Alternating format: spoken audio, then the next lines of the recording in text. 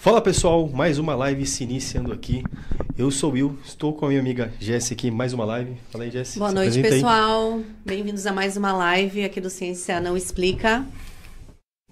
E hoje estamos com um convidado aqui, o Rubi. Se apresenta aí, Rubi. Me fala para mim como que você conheceu a espiritualidade, cara. Boa noite, meu nome é Rubi Vieira. Eu vim conversar com vocês, passar algumas informações daquilo que possa somar no Ciência Não Explica. Tudo que a ciência não explica, né, cara? Não tem... Processos altamente alquimistas que para a ciência não tem explicação. Sim. Mas para a espiritualidade e quem trabalha com divindades tem uma resposta satisfatória ou indicando uma direção que também não tem explicação, mas que a gente tem uma noção do que seria. Sim. É oculto, né? A gente está sempre tentando entender, né? A gente nunca sabe 100% de nada, né? Eu, a princípio, vim do catolicismo, eixo de família, como a maioria de nós aqui. Aí, muito cedo eu consegui conhecer uma casa ritualística, onde meu pai participava, e era o Catimbó de José Pinito. Interessante. Isso, naquela época, era uma coisa que nem todos acessavam, meu pai recebeu ajuda. Isso foi em que ano? Isso aí foi 1980, alguma coisa. Tem um tempinho já. Era criança. E meu pai conseguiu com esse acesso, né? Ele era da política e tudo mais. Aí aquilo para mim ficou uma coisa curiosa que eu quis saber mais. Aí vim para São Paulo, acabei se encontrando um cartomante, depois fui para um terreiro, do terreiro fui para o catecismo, estudei muitas coisas maravilhosas que eles podem explicar. Depois me atraí pela Umbanda e fiquei muito tempo estudando sobre divindades, orixás, sacerdócio, teologia, magia.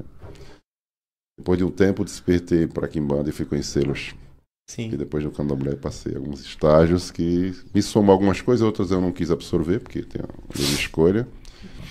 Depois o xamanismo indígena chamou a atenção pelos processos de complexidade que me intrigam em conhecer. E eu quis saber mais. Fui em busca das medicinas, das tribos indígenas.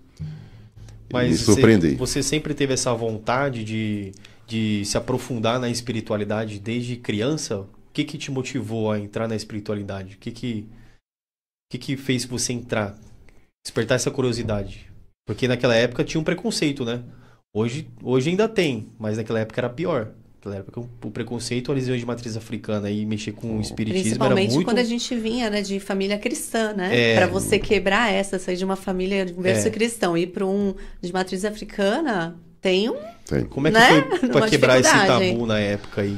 Que te motivou a entrar na espiritualidade? E conhecer, tá desenvolvendo, né? Isso? O que te motivou? Então, eu hoje, com a visão que eu tenho das coisas espirituais, eu percebo que, assim, existem coisas que são traçadas no seu caminho e você vai vivê-las inevitavelmente.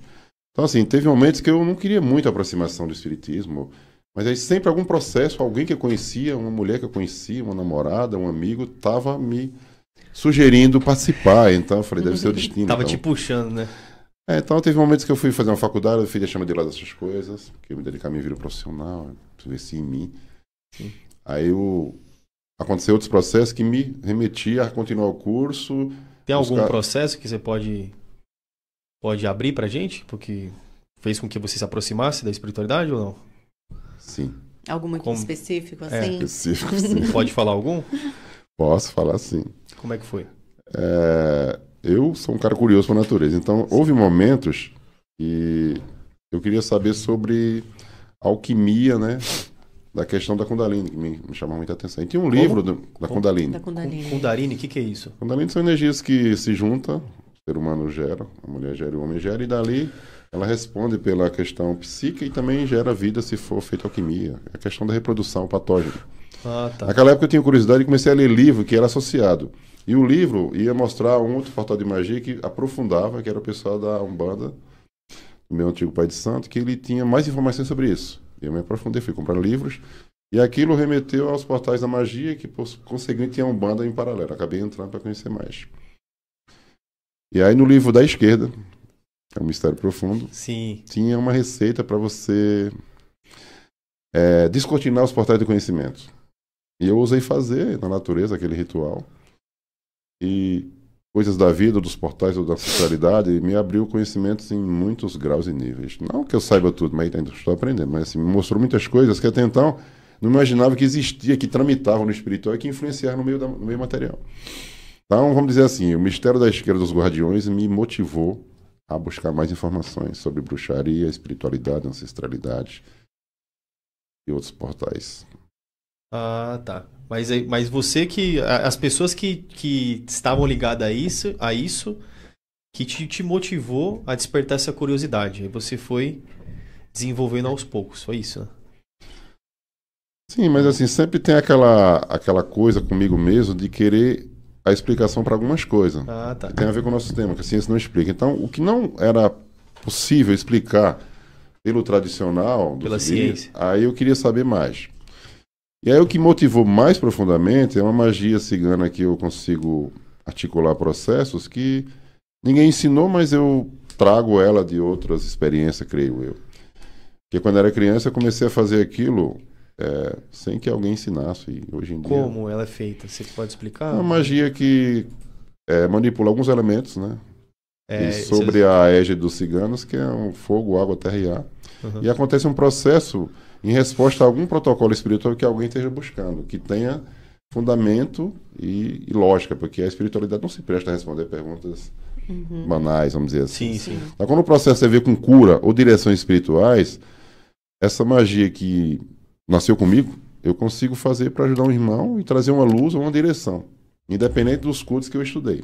Que todos eles diziam que isso estava intrínseco à minha personalidade, então era uma herança genética minha e é maravilhoso e ninguém pode tirar de mim, embora existam muitas campanhas. É um dom, né? Também. É um dom. É um dom. Há quem diga que é um dom. Que serve para elucidar coisas em situações atípicas de pesquisa espiritual, tal como um jogo de búzios, jogo de baralho, runas, oráculo. Você tem algum relato que você pode falar pra gente de alguma pessoa que você ajudou? Não, alguma pessoa que fez o processo. Tá aqui na minha frente. Fala comigo qual foi a impressão que deu ao receber. Verdade. Ele... eu nunca tinha visto, né, uma manipulação de energética assim, se materializando na minha frente, né? E ele ofereceu, né? Falou que a cigana estava até pedindo, né? Falou que está permitindo. Permitindo, seria. Não pedindo, permitindo. Aí eu fiquei curiosa, né? Sobre como seria. Eu falei, gente, como que é isso? E aí ele pediu alguns elementos, né? Falou, preciso disso. Era uma folha... Era um guardanapo? Não, era um pedaço de papel. Pedaço de papel, fósforo e... Pedimos incenso, vela e água. Reunindo 4 elementos e aí tinha um propósito a ser descrito. Que aí ela tinha que, a espiritualidade tinha que permitir, confirmar. Isso, foi. Isso. E aí eu lembro que eu falei, vamos ver como que vai ser, né? Vamos ver. Eu falei, tô curiosa. Posso fazer com você depois? Vamos fazer. É interessante. E aí eu lembro que ele foi fazendo ali na minha frente, eu vi aquilo, eu falei, não, peraí, isso aqui é... Eu falei, não é possível o que tá acontecendo isso aqui. Foi um negócio muito curioso, eu não vou revelar, porque se ele for fazer, vai perder. Mas aí, suficiente, outras 3 pessoas participaram. E aconteceu. E aconteceu, acho que teve uma só, né, que não acontece quando você fala, é uma coincidência. Não, a gente estava no ritual sagrado. Sim. E outras irmãos quiseram... Então estava propício, né? O local estava propício à manipulação daquele tipo de energia. Eu sei que eu falei, não é possível. Eu olhava 10 vezes pro negócio, assim. Mas você não é possível. Uma desmaterialização de um elemento é materialização em outra face. Aproveitando, eu queria ressaltar que assim, esses processos de dom, ou de manifestação, ou de manipulação, existe uma condição para ele poder se processar. Primeira coisa, o ambiente tem que estar num estado de energia neutro ou sutil. Igual o ritual que ela participou, tinha acabado de fazer um trabalho maravilhoso do Oriente, né? Sim. E aquele ambiente estava com energia super propícia para processos de revelação, de desdobramento, de manifestação, e materialização e desvalorização, que é o caso da magia. E também existe um propósito espiritual que tinha que ser revelado ali. Então existe uma força maior que conduz esse processo. Vou te falar, depois daquele ritual específico, muita coisa aconteceu, assim, muita revelação. Muita coisa... coisas positivas. Coisas positivas. Mas o que você vê nessa magia? Você vê coisa de futuro, passado, presente? Porque essa magia, ela se faz necessário.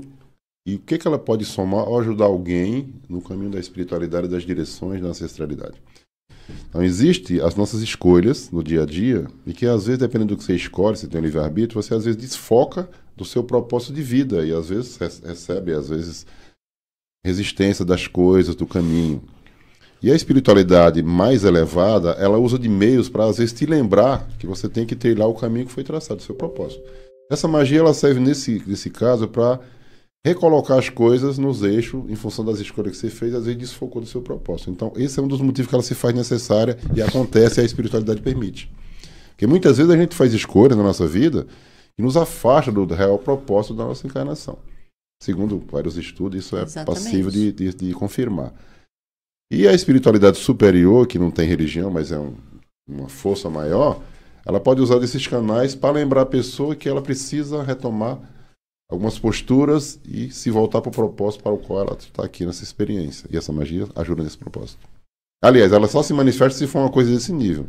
Que não pode ser banal. Se for uma coisa banal, você profana o dom. Sim, ela não vai se manifestar, então não tem sentido, né? Qualquer culto que tenha, que seja sério, não se presta a coisas banais. Só coisas que são relevantes, que vai mudar as direções para o bem e para o propósito que tem que ser.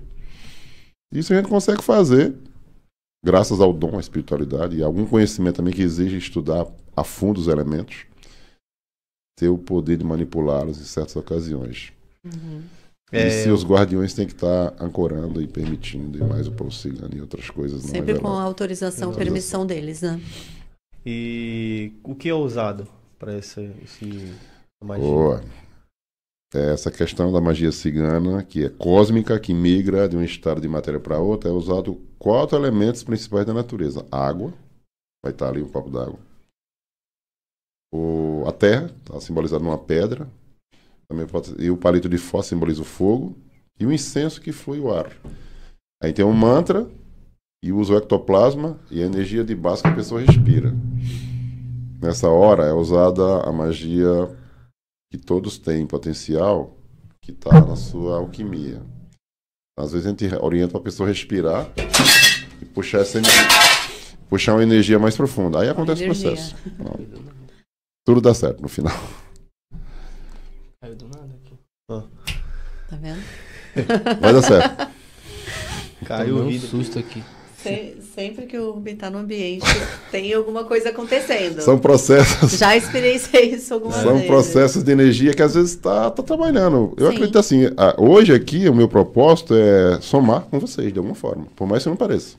Então, algumas energias são renovadas, redirecionadas, alternadas, e para fluir os processos, para que todos aconteçam um estado melhor. Transmutar coisas, alcançar níveis, superação. Sim. E as coisas evoluírem em todos os sentidos, tanto na live, quanto na ciência, quanto pessoal, particular e emocional. Esse é o propósito. Sim. Muito importante.